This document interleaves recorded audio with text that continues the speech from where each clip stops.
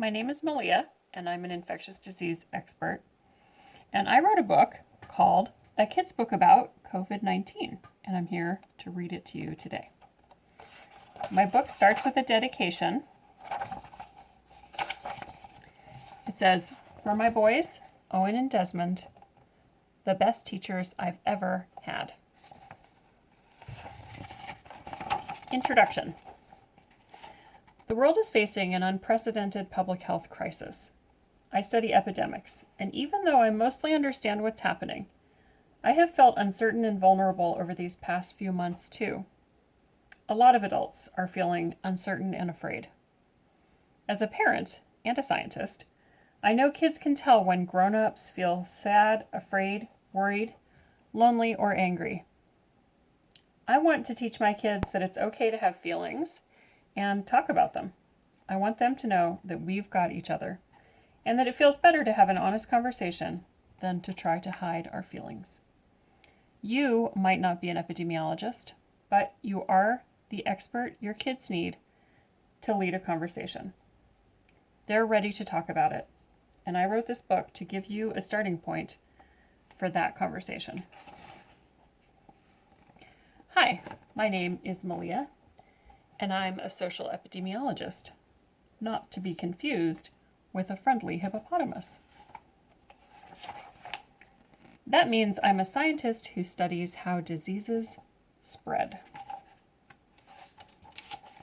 And this is my book about COVID-19. Do you know what that stands for? It stands for Coronavirus Disease 2019 because it started in the year 2019. By now, you've definitely already heard about COVID-19, or its more common name, coronavirus, because everyone is talking about it all the time. It's a pandemic. A pandemic is a disease outbreak that's happening all around the world. Your school might be closed, sports might be canceled, and even the grown-ups around you might be a bit scared or confused. It's okay to feel scared, even if you're a grown-up. It seems like the entire world is talking about one thing: coronavirus.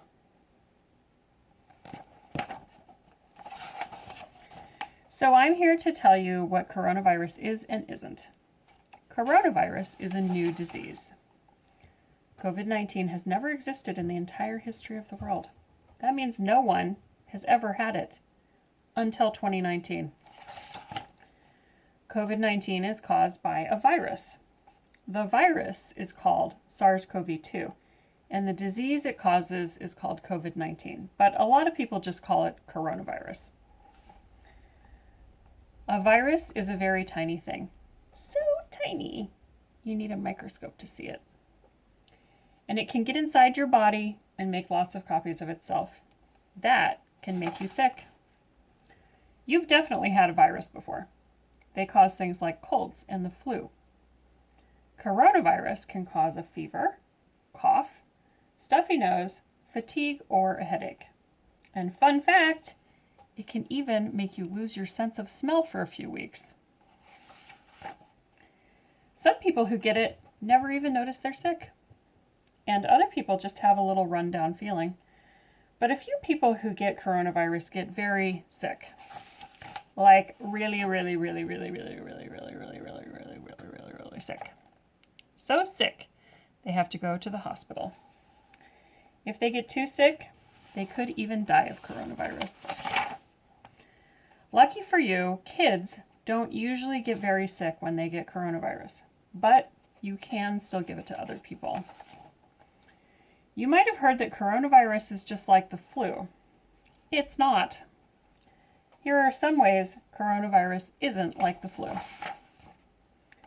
It's different. It's just not the same virus as influenza. It's new. Scientists are working on a vaccine, but it's not ready yet. Actually, since I wrote this book, 2 vaccines are ready. And up until 2019, no one ever had this virus before. What's a vaccine? A A vaccine is a medicine that keeps you from getting a virus by giving your body instructions on how to fight it later on. Usually, vaccines are given as shots. It's also spreading faster than the flu. COVID-19 infects you quickly, and it's good at getting other people sick. It's more dangerous. Compared to the flu, people who get COVID-19 are more likely to get very sick and die from it. The people who get very sick are usually older or already sick with another disease. There is still a lot we don't know about coronavirus because it's so new. Scientists like me are learning new things about coronavirus every day. But one thing we know for sure is how you get it. Snot. When someone coughs or sneezes, snot and spit flies out of their mouths and noses like a massive explosion of germs. Germs are tiny little particles that can cause you to get sick. Viruses are one kind of germ. Bacteria are another kind. Those germs land on all sorts of things and stick there, sometimes for a few days.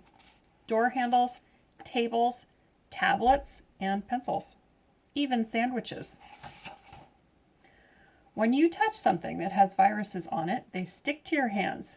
And then, if your hand touches your nose or mouth, the viruses can get into your body. Viruses are happy in mouths and noses, where they can make lots of copies of themselves. You could even accidentally breathe those little bits of snot in if you're close enough to someone. Yes, it is disgusting. Scientists call this droplet transmission. We could have just called it snot, but scientists like to use very specific words. Droplet transmission is one way viruses get from one person to another. It catches a ride on small drops of spit or snot. I know this might all seem really scary and you might want to panic. A lot of grown-ups might want to panic too. And it is a little scary. It's okay to feel whatever you're feeling. But here's what you can do to help. Wear a mask to cover your mouth and nose. Wearing a mask keeps germs inside the mask and out of the air around you. This protects other people from your germs. Don't pick your nose or put your fingers in your mouth. Even if your fingers don't look dirty, they could have viruses on them. So try to keep your hands out of your nose and mouth. And if you insist on picking your nose, even after an actual scientist just told you not to, do it with clean hands. Which brings me to my next point. Wash your hands as often as you can. Keeping your hands clean helps a lot. Use soap and water and wash for 20 seconds, or as long as it takes to sing Baby Shark all the way through. Or pick another song that you love to sing. It's especially important to have clean hands when you eat. If there are too many people getting sick in your town, you might need to cocoon for a little while, which means that for a little while, stick close to home and don't spend time near other people. It's okay to go outside, but don't do it with groups of other kids. Scientists call this social distancing. I told you, scientists love to use big words.